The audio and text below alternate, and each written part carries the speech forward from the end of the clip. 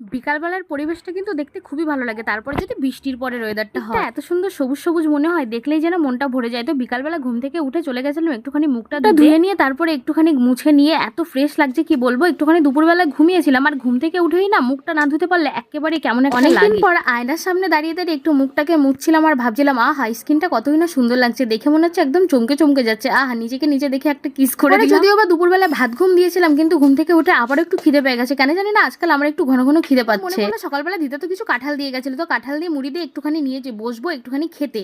কি বলো তো, কাঁঠাল আর মুড়িটা খেতে কিন্তু খুব ভালো লাগে। আমি যদিও বা কাঁঠালটা এমনি খেতে পছন্দ করি, যেহেতু খিদে পেয়েছে ওই জন্য মনে হলো একটুখানি মুড়ির সাথে তো খাওয়া যেতেই পারে। তো সেটা নিয়েই বারান্দায় বসে পড়েছি খেতে, মানে দরজার সামনে। এভাবে কাঁঠাল আর মুড়ি খেতে তোমরা কি পছন্দ করো অবশ্যই কিন্তু জানিও। হয়তো অনেকে দেখে এটাকে একটু বাজেভাবেই নিতে পারে যে কাঁঠাল আর মুড়ি সেটা আবার এইভাবে চটকে চটকে খায়, কিন্তু সত্যি কথা বলছি বন্ধুরা, আমার কিন্তু খুব ভালো লাগে। আমি বাঙালি, আর বাঙালিদের কাছে সবকিছুই সম্ভব। সবকিছু কিভাবে খেতে হয় সেটা আমরা বাঙালি ছাড়া আর কেউ হয়তো ভালো বুঝবে না।